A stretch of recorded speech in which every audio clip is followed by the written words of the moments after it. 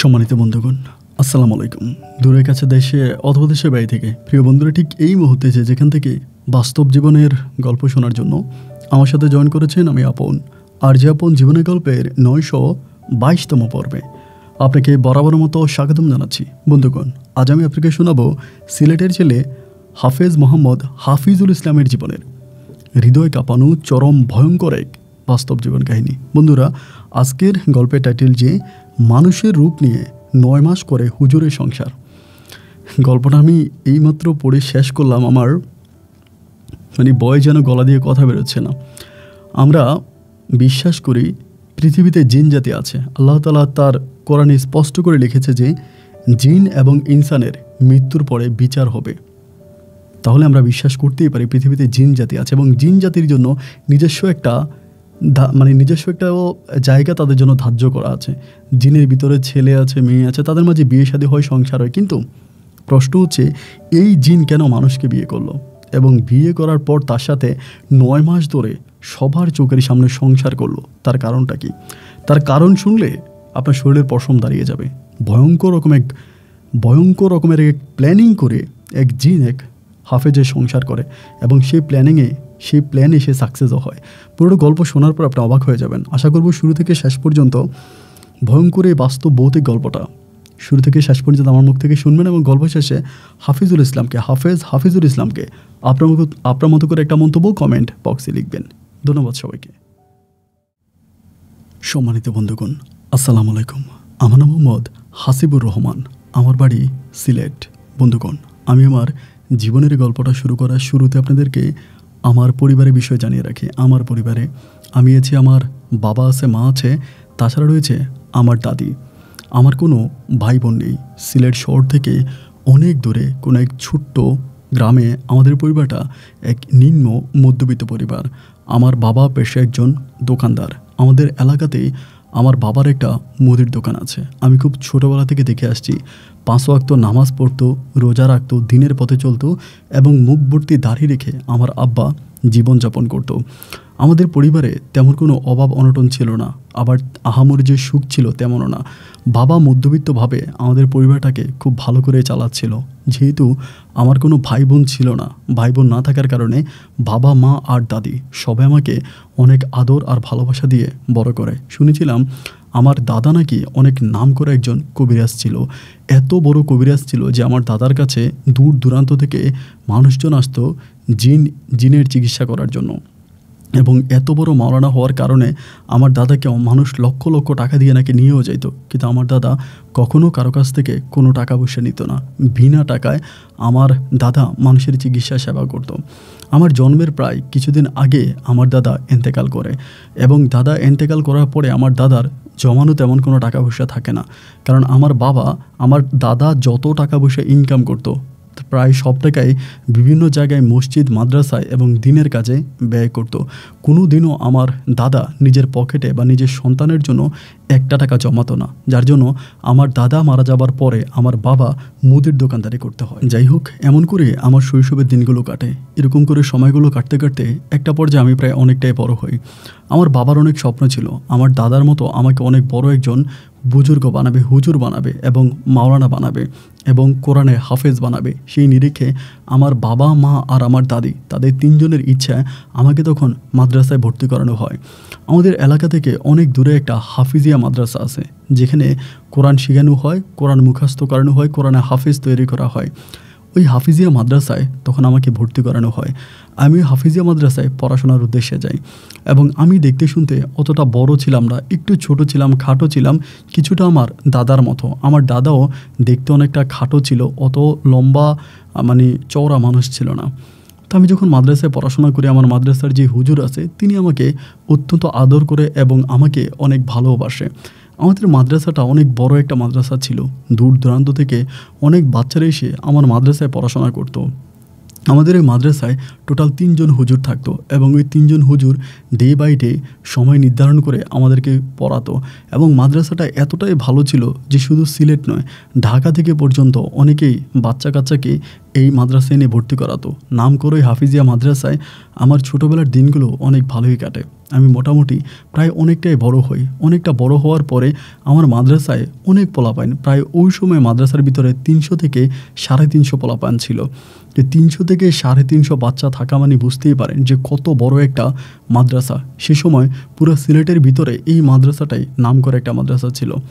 তো বাচ্চা কাচ্চা ওখানে পড়তো, অনেক পোলাপানি পড়তো। এরকম করতে করতে অনেকের সাথে আমার মোটামুটি ভালো সম্পর্ক তৈরি হয়। এরই মাঝে আমার খুব ঘনিষ্ঠ একটা বন্ধু হয় সুমন নামের একটা ছেলে। ওই দেখতে শুনতে অনেকটা ভালো এবং সবার কাছ থেকে ও ভিন্ন, সম্পূর্ণ আলাদা একটা ছেলে। ও কারোর সাথে খুব বেশি কথা বলে না, কারোর সাথে খুব বেশি মিশে না, একা একাই বেশিরভাগ সময় থাকে এবং কারোর সাথে ওর তেমন কোনো কথাবার্তা নেই। একা একা থাকে, চুপচাপ থাকতে পছন্দ করে। আমার ভিতর তখন ওকে নিয়ে অনেক কৌতূহল জাগে যে সব বাচ্চারা বিকেলবেলা মাঠে খেলে, ও মাঠের পাশে চুপটি করে বসে থাকে। সবাই পেট ভরে খাবার খায়, ও একটুখানি খাবার খায়। কারোর সাথে কোনো ঝগড়া করে না, কারোর সাথে প্রয়োজন ছাড়া কথা বলে না এবং হুজুররাও তাকে অত্যাধিক পছন্দ করে। আমার কাছে তখন মনে হলো যে আমি এই ছেলেটার সাথে চলাফেরা করব, ওর সাথে আমি এখানে ওইখানে যাব। ওর সাথে যখন আমি থাকবো তখন আমার সময়গুলো খুব ভালো কাটবে এবং আমাদের যে শিক্ষক আছে, মানে আমাদের যে বাকি হুজুররা আছে, তারাও মোটামুটি আমাকে অনেক পছন্দ করবে। যেহেতু ও অনেক ভালো স্টুডেন্ট, ওর সাথে থাকলে সবাই আমাকে অনেক ভালোই মনে করবে। এই চিন্তা ভাবনা করে আমি তখন ওর সাথে একটা বন্ধুত্বপূর্ণ সম্পর্ক তৈরি করি। ও যদিও কারোর সাথে খুব বেশি একটা কথা বলতে চায় না, কারোর সাথে মিশতে চায় না, কিন্তু ও আমার সাথে মিশে, আমার সাথে কথা বলে। অন্যরা অনেকেই চেষ্টা করেছিল ওর সাথে কথাবার্তা বলার জন্য, ওর সাথে সম্পর্ক স্থাপন করার জন্য, কিন্তু কেউ ওর সাথে কথা বলে না। মানে ও কারোর সাথেই সম্পর্ক তৈরি করে না, বাট আমার সাথে ও খুব মধুর একটা সম্পর্ক তৈরি করে। সবসময় আমার সাথে ভালো করে থাকে এবং আমার সুখে দুঃখে ও আমার পাশে থাকে। এরকম করে সময়গুলো কাটতেছে, বাট তার কিছু কিছু বিষয় আমার কাছে কেমন জানি একটু ভিন্ন রকম মনে হতো, মানে অবাক লাগতো। বাট তারপরেও আমি ওভাবেই তার সাথে সময়গুলো কাটাচ্ছিলাম। সেই সময় ইন্টারনেট, ফেসবুক, মোবাইলের জামানা ছিল না। খুব বড় জোর ঘরে ঘরে রেডিও বাজানো হতো এবং রেডিওর মধ্যে খবরাখবর শোনা যেত। এরকম করতে করতে একদিন রাতের বেলায় ও প্রস্রাব করার জন্য উঠে। প্রস্রাব করার জন্য ওঠার পরে তখন রাতে হঠাৎ করে কুকুর, মানে অনেকগুলো কুকুর ওরে ধরে বসে। যখন কুকুর ডাকাডাকি করে আমার হঠাৎ করে উঠে, আমাদের এখানে আমরা টোটাল 26 জন একসাথে থাকতাম। ওই 26 জনের মাঝে আমি দেখলাম যে ও নাই, মানে সুমন নাই। সুমন যখন নাই, আমি তখন লাফ দিয়ে উঠলাম, মানে মাদ্রাসার দরজা খুলে দেখি যে বাইরে ও, এবং ওরে অনেকগুলো কুকুর ঘিরে ধরছে এবং ওইখানে দাঁড়িয়ে আছে। তো আমি দৌড়ে গিয়ে কুকুরগুলোকে অনেক কষ্ট করে লাঠি মাটি মেরে ধাক্কায় কোনো রকমের কুকুরগুলো থেকে আমি ওকে রক্ষা করি। রক্ষা করার পরে আমি ওকে ওখান থেকে নিয়ে আসি। এরপর থেকে ও আমাকে অনেকটাই ভালোবাসে। আগেও তো বন্ধুত্ব সম্পর্ক ছিল, কিন্তু এরপর থেকে সম্পর্কটা আরও গভীর হতে শুরু হলো। ও আমার সাথে পুরো মানে একদম আমার অন্তরে মিশে থাকে। সবসময় আমার সাথে সুখে দুঃখে মধুর একটা সম্পর্ক তৈরি হয়। এবং এরই মাঝে মাঝে মাঝে আমার বাবাও আসে। আমার বাড়িতে থেকে যখন খাবার দাবার নিয়ে আসা হয়, আমি আমার খাবার দাবার ওকেও দিই, ও খায় আমিও খাই। এরকম করেই মানে ওর সাথে আমার ভালো একটা সম্পর্ক। এভাবে সময়গুলো কাটতে কাটতে একদিন ও আর আমি বাইরে গিয়েছিলাম। মানে বাইরে গিয়েছিলাম বলতে একটা জায়গায় গিয়েছিলাম। তো আমাদের মাদ্রাসা থেকে মোটামুটি অনেক দূরে একটু বাজারের মতো জায়গা আছে, বাজার আর কি, ওখানে। তো বাজারে যাওয়ার পরে আমি দেখলাম, আমি খাওয়া দাওয়া করলাম, ও একসাথে খাওয়া দাওয়া করলো। বাজারে খাইলাম, খাওয়ার পরে ও আমারে বলে আমার শরীরটা খারাপ লাগতেছে, তুই যা, আমি যাব না। তো আমি বললাম যে শরীর খারাপ লাগতেছে, তুই শরীর খারাপ লাগলে মাদ্রাসায় যাবি না, তুই এখানে থাকবে নাকি? আমাকে বলতেছে আমার শরীরটা ভীষণ খারাপ লাগতেছে, তুই একটু যা, এখানে তুই থাকিস না, এই কথা আমাকে বলে। তো এই কথা যখন আমাকে বললো, আমি তুই চিন্তা করলাম মানে ঘটনা কি, ওর মানে শরীর খারাপ লাগতেছে। আমি কিন্তু আগ থেকে ওকে অনেক সন্দেহ করতেছি যে ওর মাঝে কিছু না কিছু একটা আছে, বা ও কোনো না কোনো একটা সমস্যার মধ্যে আছে। মানে এই জিনিসটা আমি ডাউট করতাম যে এরকম আর কি কিছু একটা। তো যাই হোক, এরপরেও আমার সাথে মোটামুটি একটু করে হাইটে আসে। অনেকটা হাইটে আসার পরে আমাদের মাদ্রাসা থেকে একটুখানি দূরে, মানে মাদ্রাসা থেকে মোটামুটি একটু দূরে আসার পরে ওইখানে শুয়ে পড়ে। মানে ওর শরীরটা অনেক খারাপ ছিল আর কি, অনেক খারাপ ছিল, শুয়ে পড়ে। মানে ওইখানে একটা গর্তের মতো আছে আর কি, ও গর্তের মধ্যে পড়ে যায়। আমি তোকে তখন উঠানোর জন্য খুব ট্রাই করতেছি। আমারে বলে, শোন, তোর কাছে আমি অনুরোধ করতেছি, তুই এখান থেকে চলে যা, আমি আসতেছি, তুই চলে যা। তাই আমি বললাম যে মানে তোরে আমি, মানে তখন কিন্তু মাগরিবের পর আর কি। তাই আমি বললাম যে তোকে আমি এখানে রেখে একা একা চলে যাব? বলে তুই যা, যদি না চাস তাহলে হুজুর কিন্তু তোরে মারবে, মানে মাদ্রাসার হুজুর কিন্তু তোরে মারবে, তুই যা, তুই চলে যা, এটা আমাকে বলতেছে। আমি তখন বললাম যে আচ্ছা ঠিক আছে, সমস্যা নাই, কারণ মাগরিবের নামাজ না পড়লে, মসজিদে না থাকলে হুজুর কিন্তু আবার খুব মারে, আমাদের ওই হুজুর আর কি। তাহলে আমি বললাম যে আচ্ছা ঠিক আছে, সমস্যা নাই, আমি তাহলে মসজিদে যাই, তুই আয়। একথা করে বলে আমি তখন মসজিদ থেকে দৌড়ে গেলাম, গিয়ে উজু করে নামাজ পড়লাম। নামাজ পড়ার পরে মাগরিবের নামাজটা শেষ করলাম, কইরা ওই মানে ইয়ের মধ্যে বসে আছি, মসজিদে বসে আছি। এরকম সময় আমার সাথে আরেকটা ছেলে ছিল, ও আমার সাথে ছিল। ওরে আমি বললাম যে শোন রে, সুমন তো অসুস্থ, দেখলাম ওইখানে পড়ে আছে, যে সুমনরে আমরা ধরে নিয়ে আসি। ওই ছেলের আমি বললাম। এখন ও আর আমি একসাথে ওই জায়গাটার মধ্যে গেলাম, মানে যে জায়গায় ও পড়ে আছে। এসে গর্তটার মধ্যে দেখতেছি যে গর্তের মধ্যে ও পড়েছিল, ওই গর্তের মধ্যে ইহা বড় একটা সাপ, মানে অনেক বড় একটা সাপ। এটা দেখে আমার তখন ভয় লেগে গেল, কিরে গর্তের মধ্যে সাপ আসলো কোত্থেকে। আমি তখন আমার সাথে যে ছিল, আমার ছেলেটা যে ছিল আর কি সাথে, ওরে বললাম কিরে গর্তের মধ্যে এত বড় সাপ। ও সাপ দেখে দিছে দৌড়, মানে যে ছেলেটা আমার সাথে ছিল ও দৌড়ে গেল, এবং আমি ওই সাপের দিকে তাকে আছি। আমাদের মাদ্রাসা থেকে দূরে না, কাছাকাছি। দৌড়ে গিয়ে ও তখন করলো কি, আরও 5-6টা ছেলে বা আরও কয়েকজনকে ডেকে নিয়ে আসলো, 8-10 জনের মতো। মাদ্রাসার পোলাপানি সবাই তখন এক সাইজের, সবাই তখন দৌড়ে চলে আসছে। আসার পরে সবাই লাঠি সোটা নিয়ে আসছে, সাপ মেরে ফেলবে, মানে সাপটারে মারবে। আমার ভিতর তখন হঠাৎ করে মনে হলো, আমাদের হুজুর বলেছিল জিন জাতি যদি অসুস্থ হয়ে যায়, মানে জিন জাতি যদি অনেক অসুস্থ হয়, তাহলে তারা সাপের রূপ অথবা কালো কুকুরের রূপ নিয়ে নেয়। তো আমার ভিতরে তো আগ থেকেই সুমনকে সন্দেহ লাগতেছিল, মানে সুমন মানুষ না, এটা আমি আগ থেকেও কিছুটা ধারণা করতাম আর কি। ওর ভিতরে আমি এরকম কিছু আচার আচরণ পেয়েছি। তো সেখান থেকে আমার মনে হতো যে, যেমন আমি একদিন বলে রাখি, ওই যে আপনারা অনেকেই চিনবেন কেঁচুর মাটি, মানে কেঁচু যে মাটি বের করে নিচ থেকে, তা কেঁচুর মাটির মধ্যে একদিন আমি প্রস্রাব করতে গেছি। ও আমার বলে এখানে প্রস্রাব করিস না। তো আমি বললাম কেন প্রস্রাব করবো না, বলে এটা আমার খাবার। ওই কথাটা বলে ফেলে। তো আমি হুজুরের মুখে শুনেছিলাম ওই কেঁচু যে মাটিটা নিচ থেকে বের করে, ওই মাটিটা নাকি জিন জাতিরা খায়, ওই নরম মাটিটা। তাই ওই কথাটাও তখন আমার মনে পড়ে গেল। পোলাপান যখন সবাই লাঠি নিয়ে মারার জন্য আসছে, আমি তখন সবাই দাঁড়ালাম, এই দেখ মারবি না। সবাই বলতেছে এত বড় সাপ মারবো না, সবার হাতে হারিকেন, এবং সাপটা খুব ফোনা ধরে আছে, কিন্তু একদম ফোনা ধরে আছে। আমি বললাম দেখ মারিস না, সাপটারে মারিস না। সবাই বলে মারবো না, মানে তুই এটা কী বলস, একটা বিষাদ সাপ যদি আমাদের মাদ্রাসার মধ্যে ঢুকে তাহলে তো সবাইকে মেরে ফেলবে, আমাদের সবাইকে মারবে, এটি এত বড় একটা সাপ। আমি বললাম দেখ এটারে মারিস না, যা বলতেছি তাই শোন, এখান থেকে যা। আমি সবাইকে ধাক্কাইতেছি, কেউ এখান থেকে চায় না। মানে এরকম করতে ধাক্কাটা কোনো রকম আমি এগুলোরে বিদায় করছি, মানে ওখান থেকে বিদায়, সাপটা মারা যাবে না এমন থেকে বিদায় করে এসে আমরা পড়তে বসছি, মানে সবাই পড়তে বসছি। এরই মাঝে কিন্তু সুমন নাই। আমি কিন্তু বুঝে গেছি যে ঘটনাটা কী, এটা কিন্তু আমি বুঝে গেছি। পরে আমি মাদ্রাসায় আসছি, আসার পরে সবাই মিলে তখন পড়তে বসছি, সুমন নাই। হুজুর আমাকে বলতেছে কিরে হাসিবুল, এই তোর সাথেই তো সুমন গেছিল, সুমন কই? আমি বললাম হুজুর ওর বাবা আসছে, ওর বাবার সাথে চলে গেছে। তা বলে ওর বাবা আসলো, মাদ্রাসায় আসলো না? আমি বলি না, মাদ্রাসা আছে না, ওখান থেকে চলে গেছে। তো পোলা বাহিনীও কিন্তু আর ওই সাপের কথা হুজুরের কাছে বলতেছে না, সবাই তখন বসে আছে, আমিও তখন পড়াশোনা করতেছি। তা রাত 9টার দিকে আমাদের পড়াশোনা শেষ হলো। এর মধ্যে আবার আমরা নামাজও পড়ে আসছি, এসার নামাজ পড়ে আসছি। আমি কিন্তু আর ওইদিকে যাইনি, কারণ ওইদিকে গেলে সবাই যাবে আবার আমার সাথে, সমস্যা। কারণ আমি তো জানি এটা সুমন, কারণ সাপের রূপ ধরে আছে, কারণ শরীর খারাপ অসুস্থ হয়ে গেছে এই জন্য। তাই আমি কী করলাম, মানে এশার নামাজটা পড়লাম, পরে 9টার দিকে রুমের মধ্যে গেলাম। এবং রুমের মধ্যে যাওয়ার পরে আমার ভিতরে মনে হলো ও মনে হয় আসতেছে, সুমন মনে হয় আসছে। বাইরে এসে দেখতেছি একদম ওর গায়ে কাদা মাদা মাখা, এরকম একটা অবস্থায়। পরে আমি বললাম যা গোসল করে আয়, এটা আমি বলছি।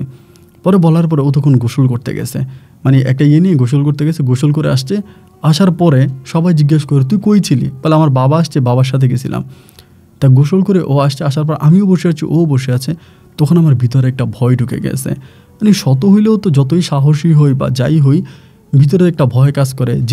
জেনে শুনে তো একটা জিনের সাথে আর থাকা যায় না, ও তো জিন জাতি আমি জানি। তা এরপরে বসে আছে, ও আমার দিকে তাকায়, আমি ওর দিকে তাকাই, আমি দোয়া দরুদ পড়তেছি। এমন করতে করতে আমারে হঠাৎ করে বলে যে, আমারে বলে হাসিবুল বাইরে যাবি রাতের বেলায়? বললাম না আমি যাবো না। পরে আমার বলে তুই আমার ভয় পাইস না, চল আমার সাথে বাইরে চল। আমি বললাম না আমি বাইরে যাবো না, কারণ আমার বাবা আসছে তোর সাথে দেখা করার জন্য, এটা বলে। আমি তখন বললাম তোর বাবা আসলে আমি তোর বাবার সাথে দেখা করবো না। পরে আমাকে বলে বাবা তোর সাথে দেখা করার জন্য বাইরে দাঁড়ায় আছে, আয়। আমি বললাম না আমি যাবো না। পরে আমি আর ওর সাথে কোনো কথা বললাম না, সারাটা রাত আমি বসেছিলাম, মানে দুই চোখের পাতা এক করতে পারি না। ভয়ে তো তখন একদম আইস হয়ে যাচ্ছিলাম, এমন একটা অবস্থা, ভয়ের কারণে গলা শুকিয়ে যাচ্ছিল, খুব খারাপ অবস্থা। এক পর্যায়ে সকাল হয়ে গেল, ফজরা আজান দিল, এবং ফজরা আজান দেওয়ার পরে আমি তখন নামাজ পড়ার জন্য গেলাম। মসজিদে নামাজ পড়ছে, ও গেছে, ও নামাজ পড়ছে, নামাজ কালাম পড়ে বেরিয়েছি।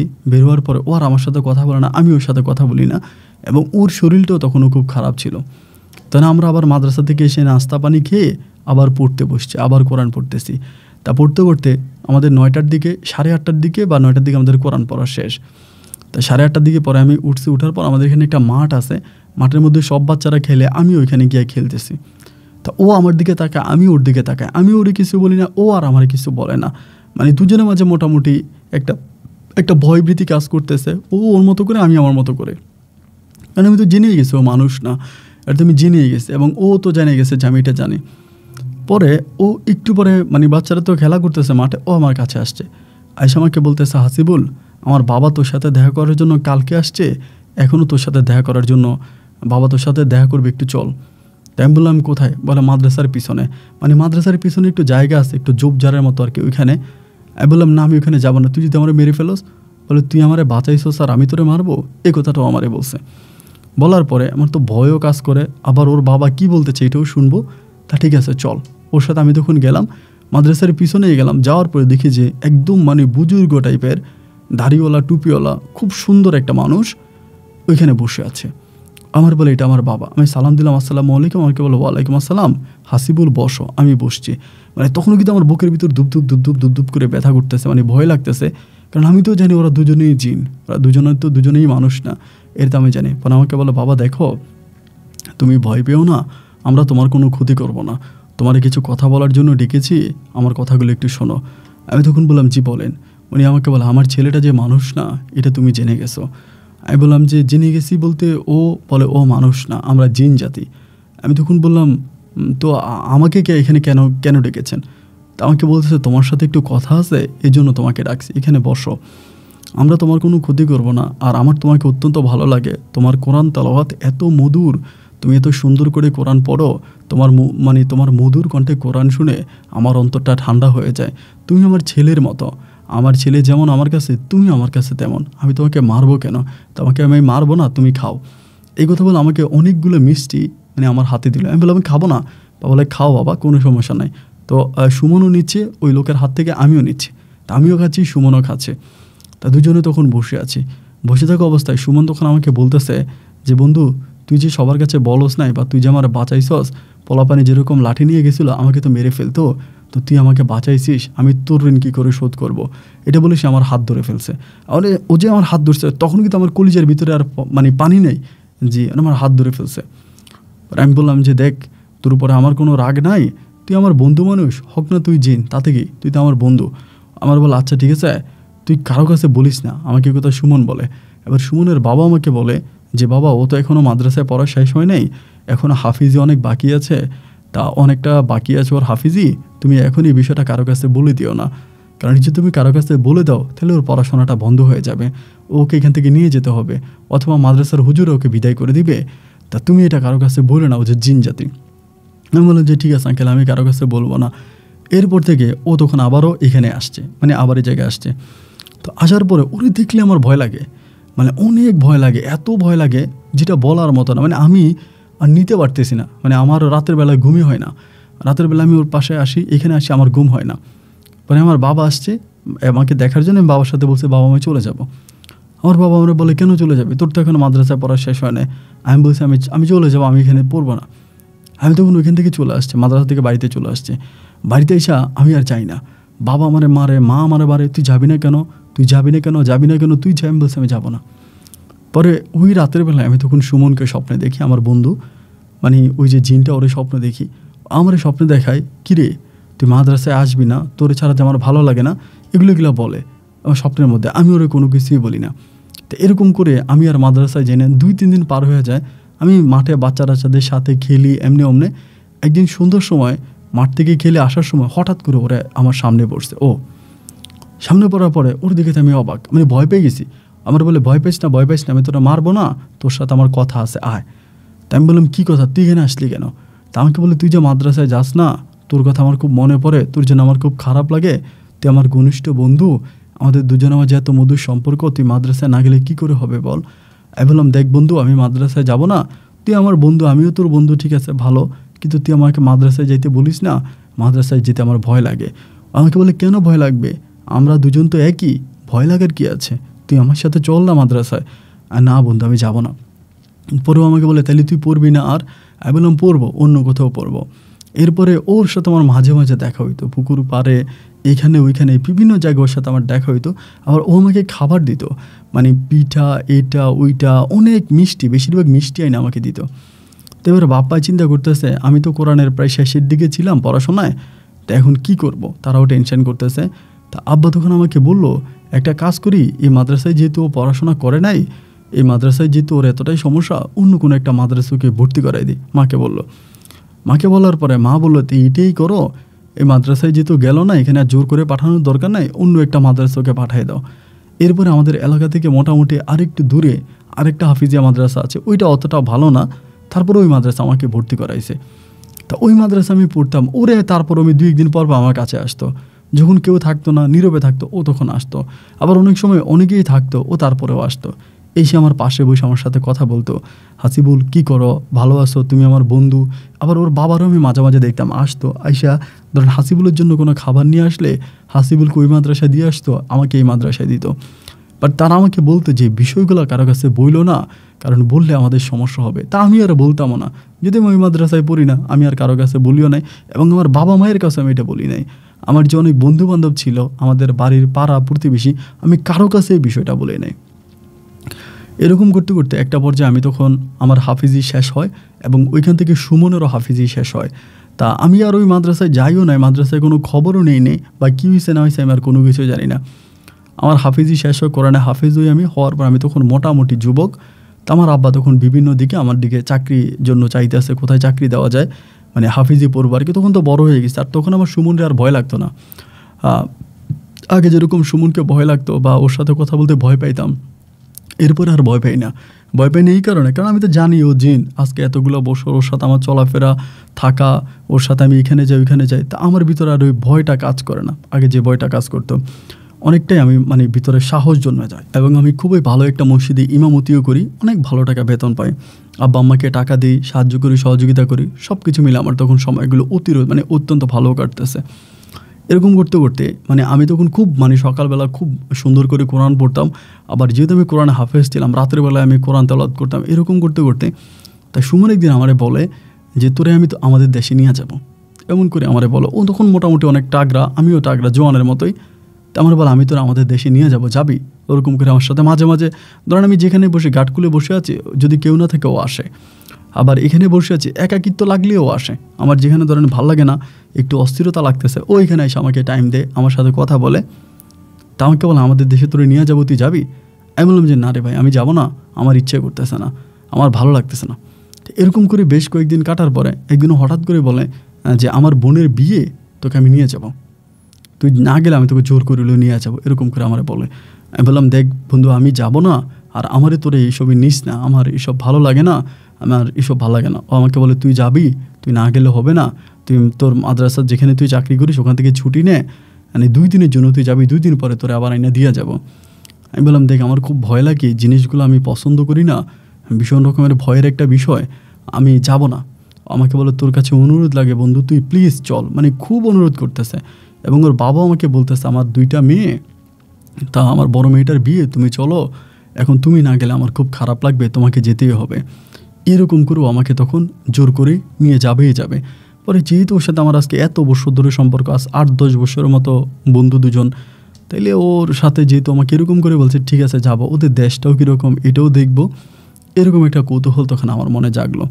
জাগার পরে রাত দুপুরেও আমার বাসায় আসছে, মানে আমার রুমে আসছে, এসে আমার বলতেছে ঘুম থেকে ডাইকে উঠেছে, আমারে চল।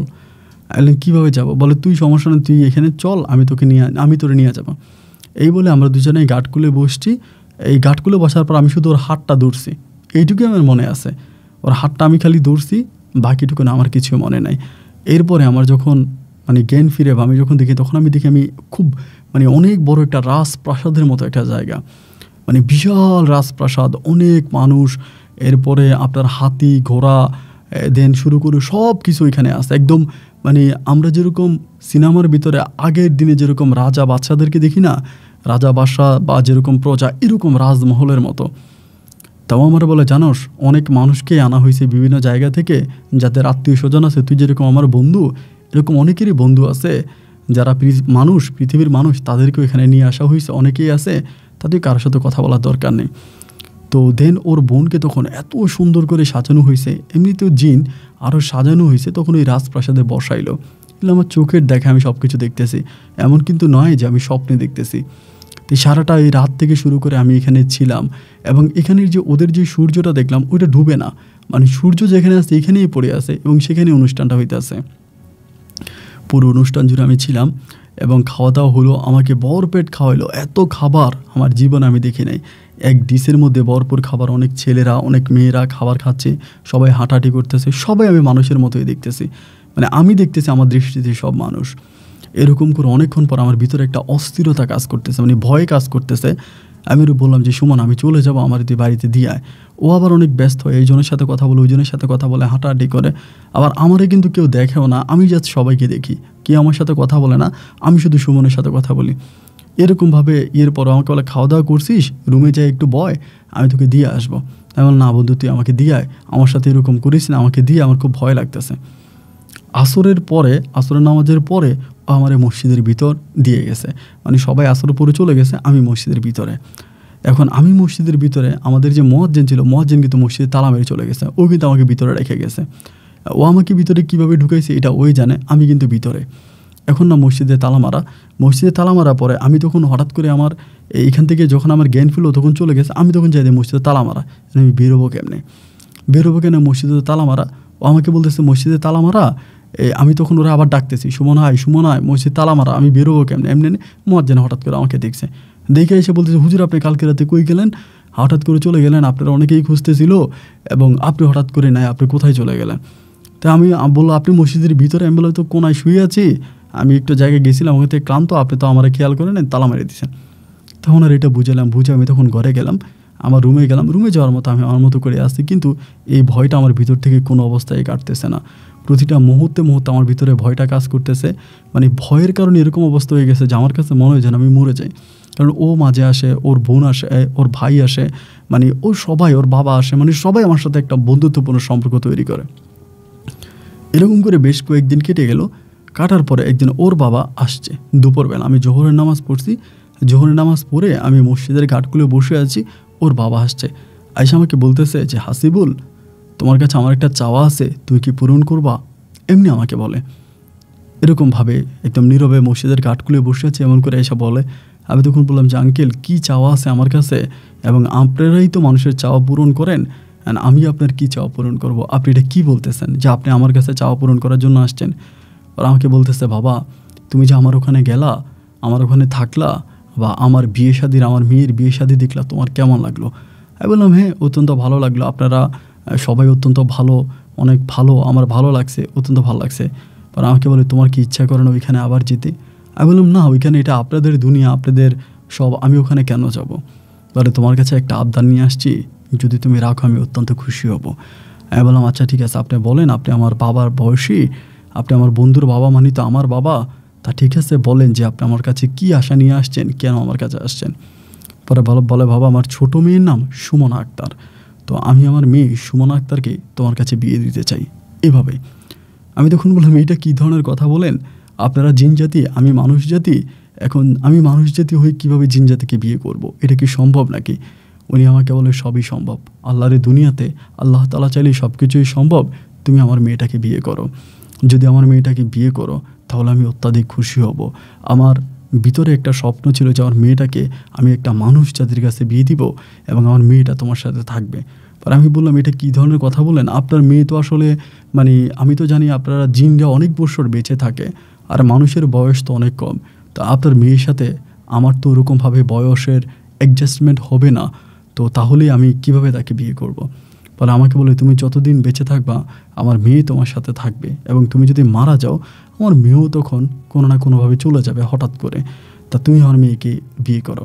আমি বললাম না এটা আমার পক্ষে সম্ভব না, আমি মানুষ কী করে আমি একটা জিন মেয়েকে বিয়ে করব। এমনিতে তো আমার ভিতরে তো মানে ভয় কাজ করতেছে যে আমি ওদের কারণেই তো আমি আজকে এতটা দূরে, বা ওদের কারণে আমি মাদ্রাসা থেকে চলে আসছি, আমি যেতে চাই না, ওরা জোর করে আমার সাথে এইসব করতে চায়, তারপরে তো বন্ধু মানুষ। ওর বাবার আমি মুখের উপর বলে দিলাম যে না আমার পক্ষে এটা সম্ভব না, আমি এটা করতে পারবো না, আপনি যত যাই বলেন, আপনি অন্য কোথাও দেখেন, আমি পারবো না। এটা বলে আমি তখন ওর বাবাকে মানা করে দিলাম। ওর বাবা মন খারাপ করে তখন ওখান থেকে চলে গেছে। তো রাতের বেলা এশার নামাজ পড়ে খাওয়া দাওয়া করে আমি রুমে শুইতে আসছি, এমন সময় সুমন আসছে খুব রাগান্বিত হইয়া। এসে আমাকে বলতেছে, কিরে তুই আমার বাবাকে মানা করলি কেন? তুই কি চাস না তোর সাথে আমার একটা বন্ধুত্বপূর্ণ সম্পর্ক সারা জীবন থাকুক? তোর কি লাগবে আমাকে বল, ধন সম্পদ টাকা পয়সা ধন দৌলত কী লাগবে তোর? স্বর্ণ গয়না রূপা চাঁদি হীরা কী লাগবে বল, তোর আমি ভরপুর করে দিব। তোরে মাদ্রাসায় চাকরি করতে হবে না, তোরে মসজিদে চাকরি করতে হবে না, তোর আমি সব কিছু দেবো, বল তোর কী লাগবে? আমি বললাম, বন্ধু আমার কোনো কিছুর প্রয়োজন না, আমি কোনো কিছুই চাই না, আমি শুধু একটা জিনিসে চাই, আমি একজন আমার বাবা মায়ের একমাত্র সন্তান, আমি মসজিদে চাকরি করি, এখানেই আমি থাকতে চাই, আমি কোনো রকমের বিয়ে শাদী বা তোদের ধর্মে মানে তোদের জাতিকে আমি কেন বিয়ে করব? আমার বন্ধু এটা আমার হবে না। আর আমাকে বলে, আরে বেটা এরকম সুযোগ মানুষ জাতি পায় না, মানুষ জাতি এরকম সুযোগ পায় না, এরকম সুযোগ যদি মানুষ পেত তাহলে সে মানে তার জীবনের সমস্ত ইচ্ছেই পূরণ হতো। তা তুই যদি আমার বোনকে বিয়ে করতে পারিস, তুই কি বুঝতেছিস যে তুই কোথায় চলে যাবি, তোর চাওয়াটা কোথায় যাবে, তোর পাওয়াটা কোথায় থাকবে? কেন তুই এরকম একটা সুযোগ হাতছাড়া করতেছিস? এই সুযোগটা তুই হাতছাড়া করিস না। আমি তোর বন্ধু হিসেবে তোর কাছে অনুরোধ করি, তুই এই প্রস্তাবে রাজি হয়ে যা, আমার আব্বার প্রস্তাবটাকে ডিনাই করিস না, তুই আমার বোনকে বিয়ে কর। আমি তখনও তাকে মানা করলাম যে না বন্ধু, আমার পক্ষে এটা সম্ভব না, আমি এটা করতে পারবো না। এই কথা বলার পরে ও তখন চলে গেল, মানে ও চলে গেছে রাগারাগি করে। এর 3-4 দিন প্রায় সপ্তাহখানেক হয়ে গেল, ও আসে না, ওর বাবাও আসে না, মানে কেউ আর আমার সাথে আসে না, আমার সাথে কথাও বলে না। আমি ভাবলাম যে মনে হয় আমি বেঁচে গেছি, আমার মনে হয় আমি বেঁচে গেছি, আমি মনে হয় বাইচে গেছি, ওরা মনে আর আমাকে বিরক্ত করবে না। তো একদিন হলো আমি তাহাজ্জুদের নামাজ পড়ার জন্য উঠছিলাম ঘুম থেকে, তাহাজ্জুদের নামাজ পড়বো, তাহাজ্জুদের নামাজটা পড়ে অজুটা করে আমি মাত্র ফিরলাম, হঠাৎ করে দেখি আমার সামনে পরীর মতো এক মেয়ে দাঁড়িয়ে আছে, ওর ডানা আছে, মানে দেখি আমি বুঝে গেছি যে এটা মানে কিছু একটা জিনিস। আমি তখন আমার দোয়া পরে আমার শরীরটা বন্ধ করলাম, শরীরটা বন্ধ করার পর আমাকে বলতেছে যে হাবিব সাহেব আপনি শরীর বন্ধ করলেন কেন, আপনি আমাকে কি চিনতে পেরেছেন? আমি বললাম যে না, আমি আপনাকে চিনতে পারি নাই। বলে একটু এদিকে আসেন, আপনি শরীর বন্ধ করেন না, ভয় পাইয়েন না, আমি আপনার বন্ধুর ছোট বোন। আমি তখন বললাম যে আমার বন্ধু? কে আমার বন্ধু? বলে সুমনের ছোট বোন আমি তখন বুঝে যাই যে সুমনের ছোট বোন মানে সুমনা। বলে আপনার নাম কি সুমনা? বলে হ্যাঁ আমার নাম সুমনা। তাই আমি বললাম আপনি মানে আমার কাছে কেন, কি চান, কেন আসছেন? তা আমাকে বলে আমার বাবা আমার ভাই আপনার কাছে এইভাবে অনুরোধ করলো, আপনি আমার বাবা আর ভাইয়ের কথা রাখলেন না, আমাকে কি আপনার পছন্দ হয় না? আমি তখন বললাম না, পছন্দ অপছন্দের তো বিষয় না, আসলে আমি মানুষ হয়ে কী করে একটা জিন জাতিকে বিয়ে করি? ও আমাকে বলে আমাদেরকে বিয়ে করার জন্য মানুষরা কত উপাসনা করে, কত ধরনের ব্ল্যাক ম্যাজিক করে, কালো জাদু করে, বলি দেয়, কত কিছু করে শুধু আমাদেরকে পাওয়ার জন্য। আর সেখানে আমার বাবা নিজের ইচ্ছায় আপনাকে বলেছে আমাকে বিয়ে করার জন্য, আর আপনি সেখানে দ্বিমত পোষণ করছেন, আপনি রাজি হচ্ছেন না। আপনার কি মনে হয় না যে আপনি নিজের পায়ে নিজে কুড়াল মারছেন? আপনি যেটা অন্যায় করছেন, অপরাধ করছেন। আপনি একটু বুঝতে চেষ্টা করেন, আমাকে বিয়ে করলে আপনি সারা দুনিয়াটা আপনার জন্য জান্নাত হয়ে যাবে। পৃথিবীর যে কোনো দেশে আমি আপনাকে নিয়ে যাব, পৃথিবীর যে কোনো খাবার আমি আপনাকে খাওয়াবো, আপনার অর্থ আভিজাত্য যা কিছুর প্রয়োজন হয় আমি আপনাকে দিব, আমি আপনাকে এই দুনিয়ার বাদশা বানিয়ে দেবো, আপনার কোনো কিছুর অভাব হবে না। কিন্তু আমার আব্বার মন খারাপ দেখে আমার খুব কষ্ট হলো, আমার ভাইয়ের মন খারাপ দেখে আমার খুব কষ্ট হলো।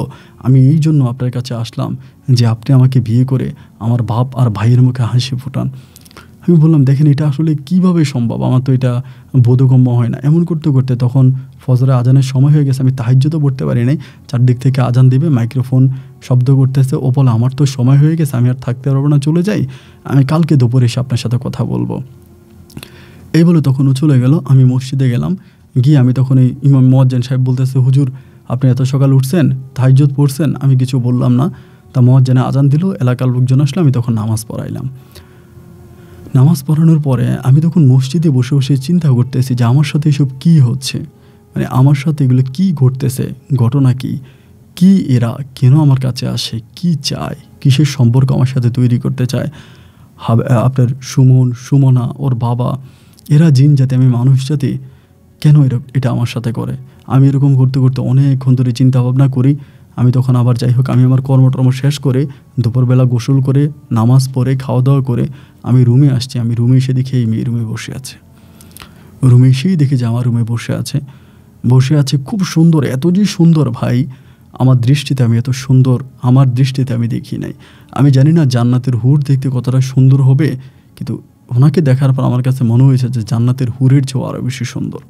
এত মায়াবী সুন্দর চেহারা। আমাকে বলে, আপনি আমাকে বিয়ে করবেন না? কোন দুঃখে বলেন, আপনি আমাকে বিয়ে করেন।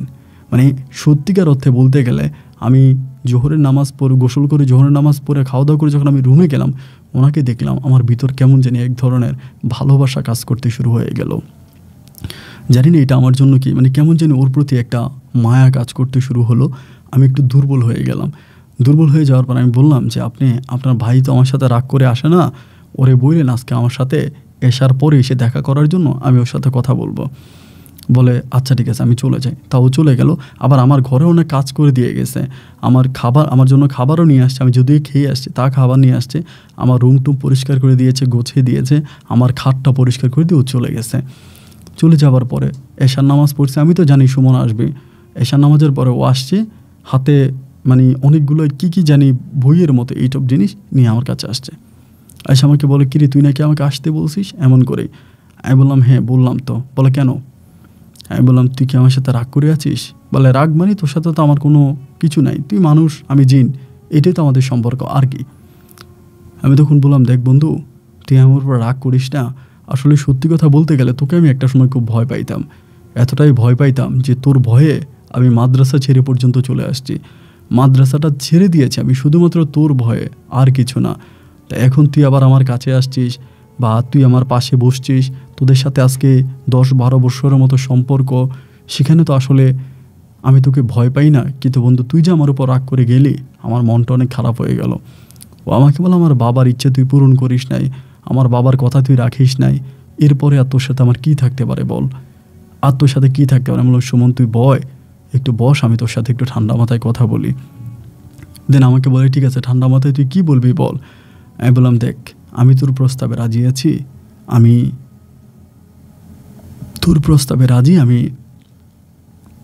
তোর বোনকে বিয়ে করব, তবে আমার একটা শর্ত আছে। আমাকে বলে, শর্ত? আবার কিসের শর্ত? বলে আমি বললাম যে তোরা আমাকে কখনো কোনো কিছু লোভ দেখাইতে পারবি না।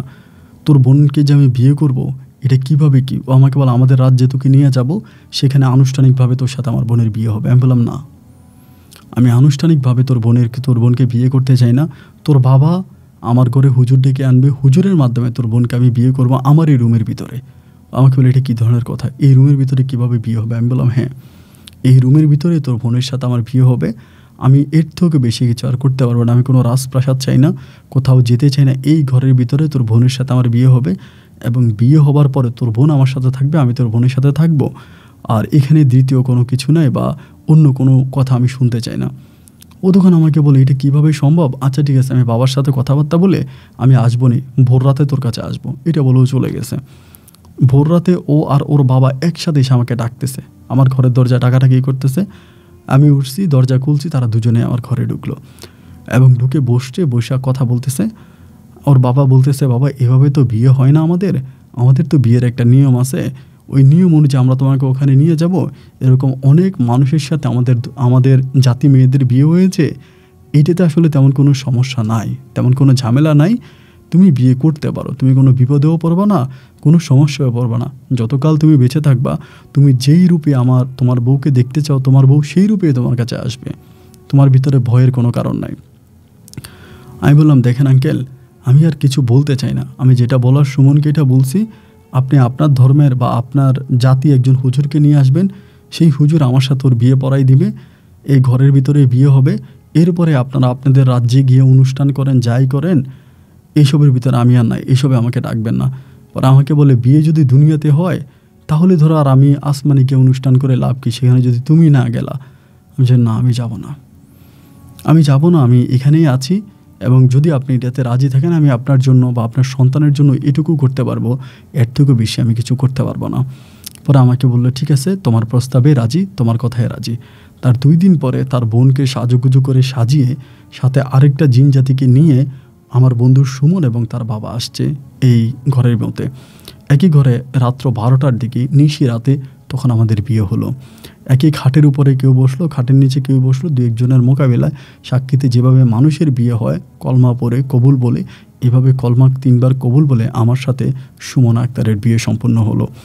সুমনা আক্তারের বিয়ে সম্পূর্ণ হওয়ার পরে সুমনা আক্তার তখন এখান থেকে চলে গেল, মানে সরি, এই বিয়ে শেষ হওয়ার পরে সুমনের বাবা এরা সবাই চলে গেলো এবং আমার জন্য মোটামুটি যেটুকুন পারলো খাবার দাবার নিয়ে আসলো, একটা বাসর ঘর তৈরি করলো এবং তারা তখন বেরিয়ে গেলো। একদম নর্মালি একটা মেয়ে যেভাবে থাকে এভাবেই সুমন আমার সামনে বসে আছে, একদম বধূ বরণ হয়ে একদম সাজুগুজু করে পর্দা পরশিতা করে আমার সামনে বসে আছে। এই ঘরের ভিতরে ফুল দিয়েও ঘরটা সাজানো হলো। এটা সুমন এবং সুমনের সাথে যে হুজুর ছিল তারা এটা টুকিটাকে একটু সাজিয়ে দিল। তা ওইখানে তখন ও আয়সা বসছে একেবারে নর্মালি একটা মেয়ের সাথে একটা ছেলের যেরকম সম্পর্ক হয়, একটা নববধূর সাথে একটা নব বরের যেরকম সম্পর্ক হয়, সেই সম্পর্কটাই সুমনার সাথে আমার হলো। সারাটা রাত আমি ঘুমাইলাম না, সারাটা রাত ঘুমাইলাম না। না ঘুমানোর পর ফজরে আজান দিল, আজান দেওয়ার পর ও বললো আমি এখন যাই, তুমি ডাকলে আমি আসবো। এই বলে ও তখন চলে গেল। আমি তখন উঠলাম, ওইটা গোসল করলাম। গোসল টোসল করে আমি তখন দরজাটা বন্ধ করতে আমার খেয়াল ছিল না, আমি মসজিদে ঢুকে গেলাম, মানে মসজিদ দিকে চলে গেলাম। মুয়াজ্জিন মনে করছে আমাকে ডাকবে বা আমি মনে হয় উঠি না, ওই আজান দেওয়ার পরের ঘটনা আর কি। আজান দেওয়া আমি তখন উঠে গোসল করলাম। পরে মুয়াজ্জিন কেন জানি আমার রুমের মধ্যে আসছে, আইসেই দেখতেছে আমার রুমে বিভিন্ন ফুল, মিষ্টি, তারপরে বিভিন্ন ধরনের জিনিস, এগুলো দেখে তো ভয় পেয়ে গেছে। কী ব্যাপার হুজুরের রুমে এগুলো কেন? তো ও তখন আবার ঢুকলাম, আমি তখন নামাজ পড়লাম, লোকজনকে নামাজ পড়ালাম। নামাজ পড়ানোর পরে ওই তখন মানে কেমন যেন একটু ভয় পেয়ে গেছে আমার মুয়াজ্জিন। তো কেন এরকম ভয় পাচ্ছে আমি তো বুঝি না, আমি ওরা কোনো কিছু বলিও না, ভয়ের মধ্যে আছে। তাকে আমাকে বলতেছে হুজুর একটা কথা জিজ্ঞেস করবো, মাইন্ড করবেন না তো? আমি বললাম না, মাইন্ড করবো কেন? বলে আমি আপনাকে খোঁজার জন্য আপনার রুমে গেছিলাম, রুমে দেখলাম দরজা খোলা। এটা বলার পর আমি তখন মানে একটু আতঙ্ক হয়ে গেলাম, যে আল্লাহ দরজা খোলা মানে ও আবার কোনো কিছু দেখলো কিনা বা কিছু হইলো কিনা। পরে বলে দরজা খোলা দেখলাম, আপনি ভিতরে নাই, কিন্তু আপনার রুমটার আপনার ঘরের মধ্যে কেমন জানি একটা সুবাস পাচ্ছিলাম এবং ঘরটা কেমন জানি ফুল দিয়ে সাজানো। ঘটনা কি, আপনার ঘর এরকম ফুল দিয়ে সাজানো কেন? এবং এরকম ফুল তো আমি জীবনেও দেখি নাই, এত সুন্দর সুবাসিত ফুল। আমি বললাম আরে এগুলো আপনি কেন দেখলেন বা কেন গেলেন? যাই হোক, আমি একটা উপাসনা করেছিলাম জিন জাতির উপরে, ওই উপাসনার জন্য আমি ঘরটাকে সাজাইছি। তখন আমাকে বললো হুজুর আপনি কি ব্ল্যাক ম্যাজিক করেন, কালো জাদু? আমি বললাম যে না রে বাবা, কালো জাদু না, এমনি আমি একটু কোরআনে হাফেজ মানুষ, তো আমি একটু জিনের উপরে রিসার্চ করতেছি, অতটুকুই। আমাকে বলে এসব কিন্তু ভালো না হুজুর, এগুলো কইরেন না, এগুলো করলে মানুষ খারাপ হয়ে যায়। এই কথা আমার মুয়াজ্জিন আমাকে বলে। তো এই কথা বলে তখন চলে যায়। এবার আমি যখনই ডাকি তখনই সুমনা আসে, আমার সাথে থাকে, খুবই মধুর একটা সম্পর্ক ওর সাথে আমার তৈরি। আমি বাড়িতে যাচ্ছি, বাড়ি থেকে আসতেছি, তো এরকম করতে করতে একটা সময় যে আমি সুমনার সাথে রাতে থাকতেছি, আমার শরীরটা কিন্তু অনেকটা শুকিয়ে গেছে।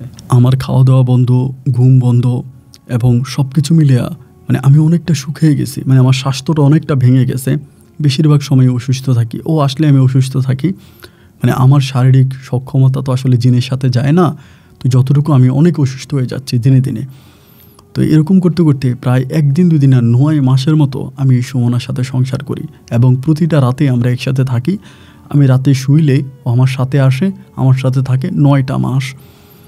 9 মাস পরিপূর্ণ হওয়ার কিছুদিন আগেই হঠাৎ করে আমার মা আমাকে বলে বসলো যে তোর তো বিয়ের বয়স পার হয়ে যাচ্ছে, তুই তো একজন আলেম মানুষ, হুজুর মানুষ, তুইও কোনো কিছু বলিস না। আমার বাবা কিন্তু ওই সময় অনেকটা অসুস্থ, বাবা অনেক অসুস্থ, দাদি তো অনেক বছর আগে মারা গেছে, বাবা অনেক অসুস্থ। তো মা আমাকে বলে যে তোর বাবা তো অসুস্থ, তোর জন্য মেয়ে দেখবে কে? আমি তো আমার ভাইদেরকে বলছি, তারা তো তোর জন্য মেয়ে খুঁজতেছে, এখন কোথায় তোর জন্য মেয়ে পাবো? একটা মেয়ে দেখে তোরে বিয়ে করাবো। এই কথা আমার মা আমাকে বলছে। তা তোর কোনো পছন্দ আছে কি না? আমি বললাম যে না মা, আমার তো কোনো পছন্দ নাই, আমার কিসের পছন্দ থাকবে? এই কথা বলার পরে মা তখন বললো ঠিক আছে, তোর যেহেতু কোনো পছন্দ নাই, তাহলে আমরা আমাদের মতো দেখে শুনে পছন্দ করে একটা মেয়ে তোকে বিয়ে করাবো। এই কথা মা বললো। বলার পরে সেদিন রাতেই সুমনা তখন, মানে সুমনা তো সবসময় আসে, সেদিন রাতে সুমনা একটু মুখ কালা করে আসলো, এসে আমাকে বলে তোমার আম্মুর সাথে তোমার কী কথা হয়েছে? আমি বললাম আমার আম্মার সাথে কী কথা হয়েছে, এটা তো আমার থেকে ভালো তুমি জানার কথা, তুমিই জানো। আমাকে বলে হ্যাঁ আমি জানি, তো তোমার আম্মা তোমাকে বিয়ে করাতে চায়, এটা সত্য না? আমি বললাম আমি মানুষ হয়ে জন্মেছি, তা আমাকে বিয়ে করাবে না? আমাকে বলে আমি তো আমার স্বামীর বাগ অন্য কোনো নারীকে দিব না, আমি তো তাকে খুন করে ফেলবো। আমি বললাম দেখো সুমনা, পাগলামি করে তো কোনো লাভ নাই, আমি যেহেতু মানুষ, আমার বাবা মা আমাকে বিয়ে করাবে, আর তোমার পেটে কখনো আমার সন্তান জন্মাবে না, সুতরাং আমি তো তোমার সাথে জাস্ট থাকতেছি, স্বামী স্ত্রী বলো আর যাই বলো, আমাদের তো কোনো সন্তানাদি হবে না, সো আমার তো ভবিষ্যতের জন্য সন্তান দরকার। ও আমাকে বলে আমি 1000 বছরের বেশি সময় ধরে বেঁচে থাকবো, আমি যত বছর বেঁচে থাকবো আমি তত বছর তোমার পরিবার দেখে যাব, তোমার বাবা মাকে খাওয়াবো, তোমার ভবিষ্যৎ দেখে যাবো। যে আমি যদি মরে যাই আমার সন্তানাদি না হলে আমার ভবিষ্যৎ কী? আমার ভবিষ্যতে তো আমার সন্তান, আমার ছেলে, আমার মেয়ে, তো তাদেরকে হওয়ার জন্য কি আমাকে বিয়ে করতে হবে না? আর আমি কি আমার মাকে বলবো যে আমি একটা জিনের মেয়েকে বিয়ে করছি, এখন ওই মেয়ের সাথে আমি সংসার করতেছি, এটা কি আমার মা, এটা কি আমার বাবা, আর আমার সমাজ মানবে? তুমি বলো। আমাকে বলে আমি এত কথা বুঝি না, আমার এত কিছু বোঝার কোনো প্রয়োজন নাই, কিন্তু আমি আমার স্বামীর ভাগ অন্য কাউকে দিব না। আমি যেটা বুঝি সেটাই আমি বলেছি, তুমি অন্য কাউকে বিয়ে করতে পারবা না, এবং তুমি অন্য কাউকে বিয়ে করলে আমি তছনছ করে দেবো সব কিছু। আমাকে বললাম তুমি বসো, তুমি পাগলামি করো না, এই সমস্ত পাগলামের কোনো মানে হয় না, তুমি ঠান্ডা মাথায় বসো, আমি তোমার সাথে কথা বলি। এরপর ওকে আমি রুমের মধ্যে বসাইয়া আমি বললাম শোনো, আমার মা যদি আমাকে বিয়ে করায় তাহলে আমি কী বা করতে পারি বলো? আমার তো কিছু করার নাই। আর আমি যেহেতু পুরুষ হয়ে জন্মেছি, আমি বাবা মায়ের একমাত্র সন্তান, তারা তো আমাকে বিয়ে করাতেই পারে, তারা আমাকে বিয়ে করাবে না? সেদিন রাতে অনেক মুখ কালাকালি, যাই হোক সকালবেলা ফজরের সময় তখন উঠে চলে গেল। এর দিন দুপুরবেলা সুমন তখন আমার বাসায় আসছে, আমি খাওয়া দাওয়া করতেছি, এমন সময় আসছে। এর মাঝে সুমন কিন্তু আমার বাসায় খুব বেশি একটা আসে না, খুবই কম আসে। আসার পর আমাকে বলতেছে যেটা কী ধরনের কথা, তুই আমার বোনকে বিয়ে করলি, এখন তুই আবার বিয়ে করবি মানে এটা কেমন কথা? আমি বললাম আরে বেটা, আমি মানুষ, এখন আমাকে বিয়ে করতে হবে না, আমার মা আমাকে বিয়ে করাবে, এটা তো আমার কোনো অপরাধ না, আমাকে যদি তারা বিয়ে করাতে আমি বিয়ে করব না? আমাকে বলে না, এটা কী ধরনের কথা, তুই আমার বোনকে বিয়ে করার পরে এরপরে আবার বিয়ে করবে মানে? আমার বোন তো আত্মহত্যা করবে, আমার বোন তোকে ছাড়া বাঁচবে না, আমার বোন তোর ভাগ অন্য কোনো নারীকে দিতে পারবে না, এরপর যদি কোনো একটা অঘটন ঘটে যায় এটার জন্য কিন্তু আমি দায়ী না। আমি দেখলাম যে সুমনও আমার উপরে খুব রাগারাগি করে সুমনও চলে গেল। এবং সুমন যখন চলে গেল আমি তখন চিন্তা করতেছি কী করব। আর এদিক দিয়ে মা আমাকে বারবার প্রেশার দিতেছে, বাড়িতে আয়, বিয়ে শাদী কর, মেয়ে দেখতেছি, এখানে মেয়ে দেখছি, ওইখানে মেয়ে দেখছি, তোরে দেখতে নিয়ে যাব, এমন করে মোটামুটি খুব প্রেশারে রাখছি। এইভাবে আরও 2 দিন কেটে গেল। 2 দিন পরে আমি সুমন আসার পর ওরে বললাম যে তুই আমার শ্বশুরকে একটু আমার সাথে দেখা করতে বলবি। তার একদিন পরে সুমনের বাবা মানে আমার শ্বশুর তিনি আসছে, এবং তিনি আসার সময় আমার জন্য কিন্তু অনেক কিছু নিয়ে আসা, যা নিয়ে আসার কথা তা নিয়ে আসছে। আয়শা বলছে বাবা কি হয়েছে বলো তো, আমার মেয়ের মন খারাপ দেখলাম, আমি তো ছিলাম না, আমি সৌদি আরবে ছিলাম, তা কি হয়েছে তোমাদের মন খারাপ কেন, কি হয়েছে বলো তো? আমি তখন বললাম যে বাবা দেখেন এই ঘটনা, আমার মা আমাকে বিয়ে করাতে চাচ্ছে, এখন আমি বিয়ে করব, আপনার ছেলেও এটাতে রাজি নেই, আপনার মেয়েও এটাতে রাজি নেই। তবে তিনি আমাকে বলে তাহলে কি কোনো মেয়ে কি রাজি হবে তার স্বামীকে আরেকটা বিয়ে করাতে? এটা কি পৃথিবীর কোনো মেয়ে রাজি হবে বলো? আমি বললাম তো আপনার মেয়ে তো পৃথিবীর কোনো মেয়ে না, ও তো জিন জাতি, তাহলে ও রাজি না হওয়ার কী আছে? আমাকে বলে না বাবা, জিন জাতি বলো আর যাই বলো, আমার মেয়ে তোমার সাথে সংসার করে, আমার মেয়ে তো এটাতে রাজি হবে না, তবে আমি তোমাকে বাবা হিসেবে একটা প্রস্তাব দিতে পারি, দেখো আমার প্রস্তাব তুমি মেনে নিবা কিনা। আমি তখন বললাম কিসের প্রস্তাব? আপনি যে প্রস্তাব বলেন আমি সেই প্রস্তাবে মানতে রাজি আছি, কারণ এখানে কিন্তু আমি খুব ঝামেলায় পড়ে গেছি। একদিক থেকে আমার বাবা মা পাগল হয়ে গেছে বিয়ে করানোর জন্য, অন্যদিক থেকে সুমন আমার সাথে রাগারাগি করে, আমি আবার এটাও ভয় পাই যে জিন জাতি তো আর মানুষ না, নাকি আবার রাগ করে যদি আমাকে রাতের বেলায় মেরেও ফেলে তাও তো আমি কিছু করতে পারবো না, কারণ ওদের সাথে তো আর রাগ করে থাকা যাবে না। তো এই জন্য ওর বাবা যেটা বলে আমি সেটাই শুনবো। পরে সুমনের বাবা আমাকে বলতেছে তুমি আমার মেয়েটাকে বউ বানায়া তোমার ঘরে নিয়ে যাও। আমি বললাম এটা আপনি কি বললেন, ও একটা জিন, আমি একটা মানুষ, আমি ওরে কীভাবে আমার ঘরে নিয়ে যাব? পরে বলে আমার মেয়েটাকে তুমি মানুষ সাজিয়ে তোমার ঘরে নিয়ে যাও, এবং তুমি তো জানো এটা জিন জাতি, এটা জিনের মেয়ে, তোমার বাবা মাকে এটা বুঝতে দিও না, এবং তোমার বাবা মা এটা বুঝবেও না। আমার মেয়ে এমনভাবে পর্দা পরশিতা করে যাবে, যেহেতু তুমি একজন দিনদার হুজুর মানুষ, কোরআনে হাফেজ, আমার মেয়েটা এমন করেই পর্দা করে চলবে, তোমার বাবা মা কেউ বুঝতে পারবে না, তুমি জীবনে যা কয়েকদিন বাঁচো আমার মেয়েটাকে নিয়েই বাঁচো। আমি তখন বললাম যে বাবা এটা কী ধরনের কথা আপনি বলতেছেন, তাহলে আমার সন্তানাদি হবে না? উনি আমাকে বলে তোমার কয়টা সন্তান লাগবে আমাকে বলো, আমি তোমাকে এনে দিব, কয়টা ছেলে লাগবে কয়টা মেয়ে লাগবে আমাকে বলো, আমি এনে দিব। আমি তখন বললাম যে না, আমার নিজের সন্তান তো লাগবে, যেটা আমার উরুষ থেকে আসছে, আমার এরকম সন্তান তো লাগবে। তিনি বলে না, এরকম সন্তান তো তোমাকে আমার মেয়ে দিতে পারবে না, আমার মেয়েকে তোমার বউ হিসাবে নিতে হবে, সন্তান আমি তোমাকে ব্যবস্থা করে দিব। আমি চিন্তা করলাম ওদের সাথে রাগারাগিও করা যাবে না, যেহেতু আমি বিয়ে করে ফেলেছি, সে আমার বিবাহিতা বউ, এখন রাগারাগিও করতে পারবো না, এটা যে কোনো সঠিক সমাধাতে যাব সেটাও পারতেছি না। শেষ পর্যন্ত আমি আমার শ্বশুরের প্রস্তাবে রাজি হলাম, যে ঠিক আছে আপনি যেটা বলছেন আমি আপনার প্রস্তাবে রাজি হলাম, আপনার কথাই মানলাম। এই কথা মানার পরে আমি তখন আমাকে বললো তুমি তোমার আম্মাকে বলো। বাড়িতে যাওয়ার পর আম্মা যখন আমাকে বিয়ের জন্য চাপ দিল, আমি তখন মাকে বললাম মা আমি তোমাকে কি বলবো, আমি তো একটা ঘটনা ঘটাই ফেলছি এবং সেই ঘটনা তো আমি তোমাকে আর বলে বোঝাতে পারবো না। আমি একটা হিন্দু মেয়েকে মুসলিম বানায় বিয়ে করে ফেলছি। যেভাবে আমার শ্বশুর আমাকে শিখিয়ে দিছে, মানে সুমনার বাবা সে একইভাবে আমি আমার মাকে বললাম যে আমি একটা হিন্দু মেয়েকে মুসলিম বানিয়ে বিয়ে করে ফেলছি আজ থেকে বেশ কয়েক মাস আগে। এটা তো আমি তোমাকে বলতে পারি নাই। এবং এই মেয়ে তার বাবা মা সব কিছু ছেড়ে চলে আসছে। মা আমাকে বলে মেয়ের বাড়ি কই? আমি বললাম অনেক দূরে। মেয়ের বাড়ির ঠিকানা আমি দিতে চাই না, তবে তুমি যদি চাও আমি এই মেয়েকে বাড়ি উঠাইতে পারি। আমার আম্মা বলে এটা কীভাবে সম্ভব? এলাকার মানুষকে আমি কি বলবো? যারা গ্রামে বসবাস করে, তোর সাথে উঠেছে বসেছে বড় হয়েছে, তোর সাথে তাদের এত মধুর সম্পর্ক, আমি তাদেরকে কি বলবো? আমার তো তাদেরকে কিছু একটা বলতে হবে। আমি তখন বললাম তুমি কাকে কি বলবা কাকে কি বলবা না এটা তুমি জানো, কিন্তু মা আমি বিয়ে করে ফেলেছি, আমার পক্ষে দ্বিতীয়বার বিয়ে করা সম্ভব না, আমার বউ আছে। মা আমাকে বললো ঠিক আছে আমি তোর বউ দেখতে যাবো, তোর বউ কই থাকে? আমি বললাম আছে, শহরেই আছে, আমি শহরে রেখেছি এবং তুমি যেদিন বলবা সেদিন আমি নিয়ে আসবো। মা বলে ঠিক আছে আমি তোরে জানাবো, তুই বাড়িতে থাক 2 দিন। এই 2 দিন আমি বাড়িতে থাকতেছি, সুমনা কিন্তু আসতেছে, আসো না কেন? মসজিদে কেন আসো না? মসজিদে চলে আসো, আমাকে ডাকতেছে, আমি যাবো, অপেক্ষা করো। 2 দিন পরে মা তখন এই বিষয়টা আমার বাবার সাথে আলোচনা করলো। আলোচনা করার পরে আমার আব্বা তখন বলল তাহলে তো সমস্যা নাই, ও যদি এরকমভাবেই বলে তাহলে তো কোনো সমস্যা নাই, তাহলে বল না তার বউ, তোর বউকে নিয়ে আসতে বল, তাহলে ওর বউকেও নিয়ে আসবে, এটাতে তো কোনো সমস্যা নাই। আমি তখন বললাম যে আচ্ছা ঠিক আছে। বাবা মা যখন রাজি হলো, রাজি হওয়ার পর আমি তখন সুমনার সাথে আলোচনা করলাম যে সুমনা তাহলে তুমি আমার পরিবারে চলো, আমার বাবা মায়ের কাছে, আমি তোমাকে আমার বাবা মায়ের কাছে নিয়ে যাব, তাদের কাছে তুমি যাবা। ওই দিন সুমনা ছিল, সুমনার ভাইও ছিল, সুমন ছিল এবং আমার শ্বশুরও ছিল। আমার শ্বশুর তখন বলে বাবা একটা ঘটনা তো ঘটেছে, তোমাকে কিভাবে বলবো, এখন তুমি এটা কি শুনবা, এমন করে আমাকে বলে।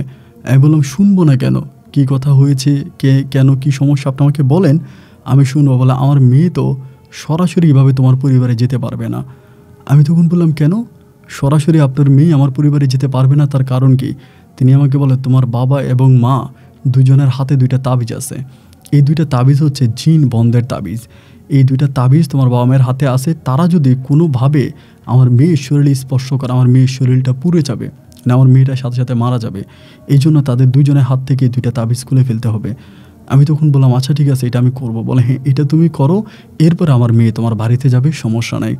এর পরের দিনে আমি বাড়িতে গেছি, গিয়ে আমি এই তো বৎসর কিন্তু আমি বিষয়টা খেয়াল করি নাই, এতগুলো বৎসর আমি জিনিসটা একবারও খেয়াল করি নাই, বা সেদিন আমি জিনিসটা খেয়াল করলাম আমার মায়ের হাতেও তাবিজ, বাবার হাতেও তাবিজ।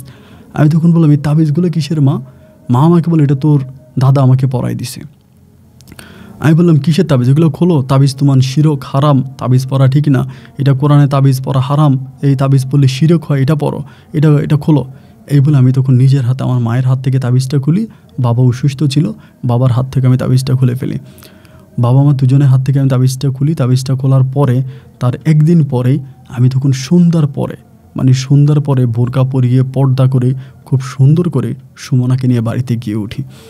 আমার মা তো দেখে মাশাল্লাহ বলে অসাধারণ সুন্দর মেয়ে। এরই মাঝে আমার মা এলাকার লোকজনকে জানিয়ে রাখে যে কিছুদিন পরে অনুষ্ঠান করবে, আপাতত আমার ছেলে বিয়ে করে আনছি, কিছুদিন পরে অনুষ্ঠান হবে। রাতের বেলায় সুমনা আমাদের ঘরে যায়, আমার জন্য মা একটা রুম নির্ধারণ করে, সেই রুমের ভিতরে আমি সুমনাকে নিয়ে থাকি এবং পরের দিন সকালবেলা দূর দূরান্ত থেকে মানুষ আসে আমার বউকে দেখার জন্য। সবাই বলতেছে হাফেজ সাহেব বিয়ে করে আনছে, চুরি করে বিয়ে করছে, আমরা বউ দেখব।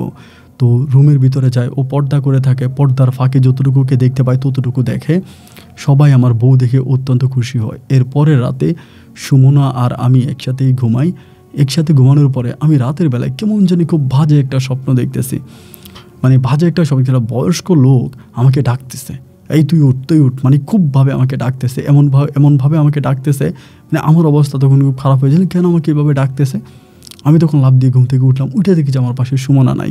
তো এরকম কিন্তু মাঝে মাঝে থাকতো না, আমি আবার ডাক দিলেও আসতো, কারণ ও তো রাতের বেলায় ঘুরে দিনের বেলায় ঘুমায়। ওদের তো আমাদের মতো নিয়ম না, ওদের নিয়ম তো উল্টা, কারণ দিনটা আমাদের, রাতটা ওদের, আবার রাতটা ওদের, আর দিনটা মানে ওরকম করে উল্টালটা। ও দিনের বেলায় ঘুমায়, আমরা দিনের বেলায় কাজ করি, আর আমরা হচ্ছে রাতের বেলায় ঘুমাই, ওরা রাতের বেলায় কাজ করে, এরকম একটা আতা।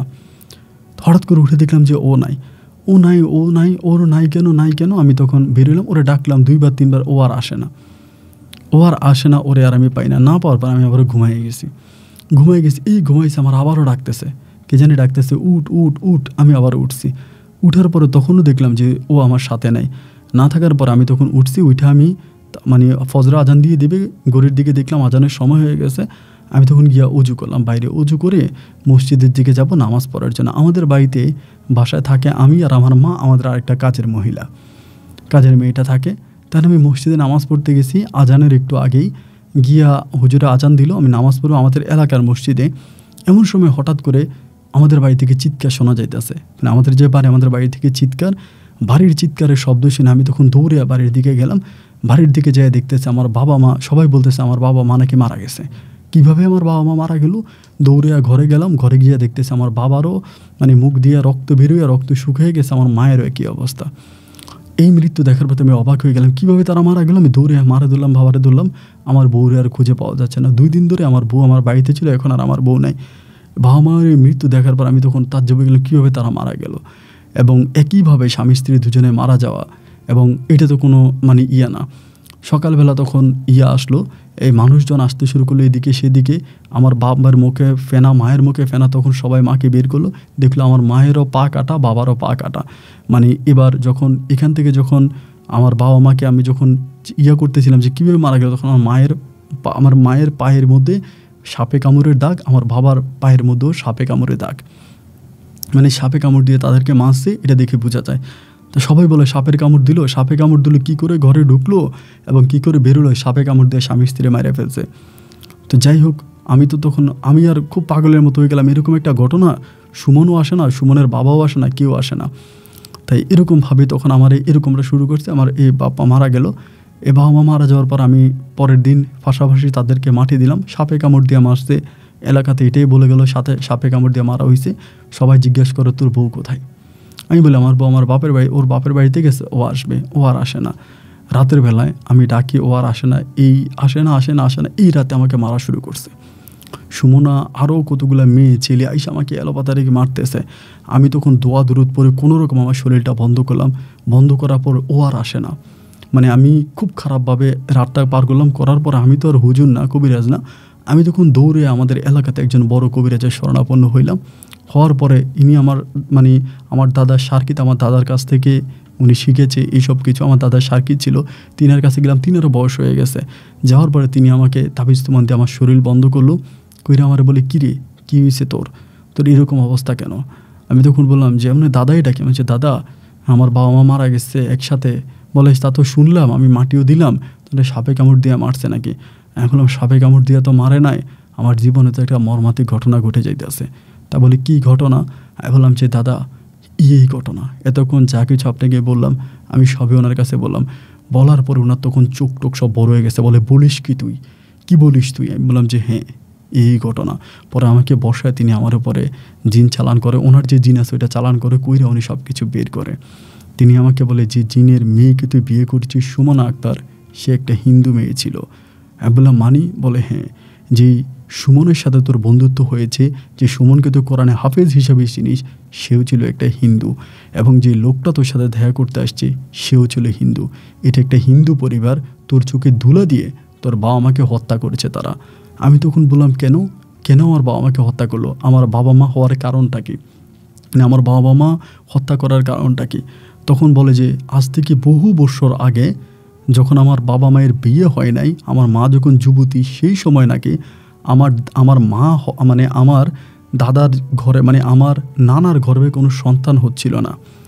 সন্তান না হওয়ার কারণে আমার নানা নাকি নিয়ত করলো, আমার নানাও নাকি অনেক বড় মানে মৌলবী ছিল, আলেম ছিল, জিনভূত নিয়ে কাজ করতো।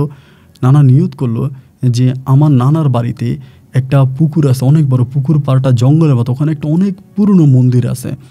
আমার নানা বললো যদি আমার ঘরে যদি কোনো সন্তান হয়, সেটা হোক ছেলে অথবা মেয়ে, আমি সেই ছেলে মেয়ে নামের উপরে এই জায়গাটা পরিষ্কার করব, মন্দিরটা ভেঙে আমি ওখানে একটা ভালো মসজিদ তৈরি করবো। মন্দির বলতে অনেক পুরনো মন্দির, এখন কোনো মানুষ চায় না। তখনই আমার নানাকে নাকি জিন জাতি স্বপ্নে দেখিয়েছিল যে মন্দিরটা আপনি ভাঙেন না, এখানে আমরা থাকি, আমরা আমাদের উপাসনা করি, এটা ভাঙেন না। কিন্তু আমার নানার আমার মা হওয়ার পরে যখন আমার মা হয়েছে, এবার আমার নানা এলাকার লোকজন দিয়ে যখন এই মন্দিরটা ভাঙতে গেছিল, তখন আমার নানাকে স্বপ্নে দেখাইছে যে এগুলো আপনি ভাঙেন না। কিন্তু আমার নানা তখন শরীর বন্ধ, তাবিজ জানতো বা ওগুলো জানতো, ওগুলো দিয়ে আমার নানা তখন কী করলো, এই মন্দিরটা ভেঙে ফেলে। মন্দিরটা ভেঙে ওখানে আমার নানা এক মসজিদ তৈরি করে, এবং মসজিদ তৈরি করার পরে এই জিনেরা আমার মায়ের উপরে একটা খারাপ আক্রোশ দেয় যে আমার মাকে মেরে ফেলবে। আমার মাকে মেরে ফেলার জন্য পাগল হয়ে গেল। আমার নানা আমার মাকে তাবিজ তুমান এটা ওইটা দিয়ে মোটামুটি অনেক কষ্ট করে আমার মাকে বড় করে, এবং বড় করার পরে এই ঘটনা আমার নানাও জানতো। আমার আমার দাদাও জানতো। আমার দাদা আর আমার নানা মিলে তখন সিদ্ধান্ত নিল আমার বাবার কাছে আমার মাকে বিয়ে দেবে। কারণ আমার নানা যেহেতু বুজুর্গ মানুষ, এবং আমার দাদা যেহেতু বুজুর্গ মানুষ, তিনি যেহেতু জিনবুত নিয়ে কাজ করে, তাহলে এখানে বিয়ে দিলে মানে আমার মা বেঁচে যাবে, এটা মনে করে তখন আমার মাকে বিয়ে করিয়ে তখন তারা যখন নিয়ে আসে, এই রাস্তার ভিতরে জিনগুলা বাধা দেয়। ওখানে আমার দাদাও ছিল, আমার নানাও ছিল।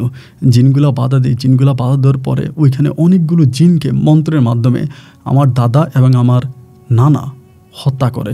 মন্ত্রের মাধ্যমে হত্যা করার পরে আমার মায়ের হাতে এবং আমার বাবার হাতে তাবিজ পরে দেয়। সেখানকার যে জিনগুলো বেঁচে গেছিলো, ওই জিনগুলো বলেছিল, আমার নানাকে বলেছিল, আমার দাদাকে বলেছিল যে তোর যেই মেয়ের জন্য তুই এভাবে আমাদের মন্দির ভেঙে দিলি, তোর সেই মেয়েকে আমি বাঁচিয়ে রাখবো না। এবং তো আমার দাদাকে এটা বলেছিল যে তুই যে ছেলেকে বিয়ে করায় আনলি, যে ছেলেকে বিয়ে করাতে গিয়ে তুই আমার ভাইদেরকে, আমার আত্মীয় স্বজনদেরকে মানলি, আমরাও তোর ছেলে এবং তোর মেয়ে দুজনকে আমরা নিয়ে যাব, বাঁচায় রাখবো না। এরপর থেকে আমার বাবা মায়ের উপরে অনেক ঝামেলা গিয়েছিল, কিন্তু আমার নানার পরায় দেওয়া তাবিজ, আমার দাদের পরিয়ে দেওয়া তাবিজের কারণে আমার বাপ মায়ের উপরে খুব একটা প্রেশার আসে নাই। একটা সময়ের পরিবর্তনে সব কিছু আস্তে আস্তে ঠান্ডা হয়ে গেছে, কিন্তু তাদের ভিতরে ওই রাগটা যায় নাই। শুধু এক তাবিজের কারণে তারা আমার দাদার কাছে, আমার মায়ের কাছে, আমার বাবার কাছে যেতে পারে নাই। আমার নানা মরার আগেও বারবার আমার মাকে বলে গেছিলো যে মারে, এই তাবিজটা কিন্তু হাত থেকেই খুলিস নাই, তাবিজটা সবসময় হাতে রাখবি। একইভাবে আমার দাদাও বলেছিল যে বৌমা তাবিজটা খুইলো না, তুমি তাবিজটা খুললে বিপদে পড়বা। আমার মা কখনোই সজ্ঞানে তার তাবিজটা খোলে নাই। সে যেখানেই থাকতো সবসময় তাবিজটা ব্যবহার করত। এবং আমার দাদার মতে, আমার দাদা বলেছে সোনার উপর পানি দিয়ে 3 মাস পর পর তাবিজটাকে ধোয়ার জন্য, 3 মাস পর পর সোনার উপর পানি দিয়ে তাবিজটাকে ধুয়ে আমার মা ব্যবহার করতো। কিন্তু কোনোদিন আমার মা এবং বাবা দুজনেই তাবিজটা খোলে নাই। এবং এই তাবিজ আমি তাদের হাত থেকে খুলি, এবং আমি যখন খুলে ফেলি তখন আমার মা মনে করেছে এইসবের আর কোনো জামানা নেই, এগুলো তো অনেক বছর আগেই শেষ।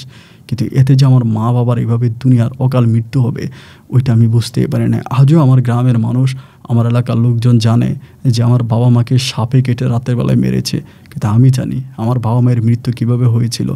এরপরে আমি পুনরায় আমার ওই দাদার কাছ থেকে তাবিজ তুমা নিই, এবং আমার এই রাগের পরে আমি জিনের উপরে একটা আমিও কোর্স করে, আমিও জিন কীভাবে হাজির করতে বা জিনের এই জিনিসগুলো আমি তখন আমার ওই দাদার কাছ থেকে শিখি।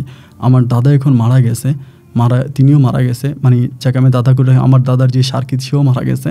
তো আমি এখন এই ধরনের কাজ করি, বাট আমি কখনো টাকার বিনিময়ে কাউকে রুগী দেখি না, বা ওরকম কোনো চিকিৎসা করি না। যদি কোনো সমস্যা হয়, বিনা টাকায় 2-1টা রুগীর চিকিৎসা করি। তো আমি আমার ওই যে সুমন আমার মাকে হত্যা করেছে, আমিও তাকেও হত্যা করেছি। এবং এইটা অনেক লম্বা কাহিনী, কীভাবে হত্যা করেছি ওই দিকে না যাই। এবং সুমন আর সুমনের বাবা পালায় গেছে, আমি তাদেরকে ধরতে পারি না, কিন্তু সুমনাকে আমি হত্যা করতেই সক্ষম হয়েছি। তো তারা আমার বাবা মাকে মেরেছে, তারা আমাকেও মেরে ফেলতো, কিন্তু হয়তো আমি একজন কোরআনে হাফেজ ছিলাম, আমি আমার শরীর বন্ধ করে ফেলার কারণে আমাকে মেরে ফেলতে পারিনি, তা না হলে আমাকেও মেরে ফেলতো। তো যাই হোক আপন ভাই, আপনার গল্পগুলো আমি শুনি অনেক দিন ধরে, আমার ভালো লাগে, এবং ভালো লাগা থেকে আমার জীবনে ঘটে যাওয়া ঘটনাটা আপনাকে জানালাম। এরপরে আমি বিয়ে শাদী করেছি, আমার 2টা ছেলে আছে, একটা মেয়ে আছে। আমার বড় ছেলেকে বিয়ে করিয়েছি, বড় ছেলের ঘরে নাতিনও হয়েছে, এবং আলহামদুলিল্লাহ আমার ছেলে মেয়েরা অনেক ভালো, তারা আমাকে অনেক সম্মান করে করে। আমার বাড়ি আমি খুব ভালো করে বন্ধ করে দিয়েছি, আমার সন্তানদেরকে আমি অনেক সেভ রেখেছি। তবে আমার পরিবারটা একটা রিক্সি পরিবার, জিনের ওই খারাপ নজর আমার পরিবারের উপরে আছে। যে কোনো সময় জানি না আমি মরে যাওয়ার পর আমার সন্তানদের কী হবে। তবে আমার বড় ছেলেটাকে আমি এই জিনিসগুলো শিখিয়ে দিয়া তারপরে মরবো, বা আমি আমার বড় ছেলেটাকে মোটামুটি সব কিছু শিখিয়ে দিয়েছি, ও আমার মতোই সব কিছু জানে। এটা শুধু আমরা আমাদের পরিবারকে সেভ করার জন্য ব্যবহার করি, বাইরের কোনো মানুষের জন্য না। আপন ভাই, যদি মনে হয় আমার গল্প প্রচার করতে পারেন, আমি শুনে খুব খুশি হব। সিলেট অমুক জায়গায় আমার বাড়ি যদি কখনো আসেন, ঘুরে যাবেন। আসসালামু আলাইকুম।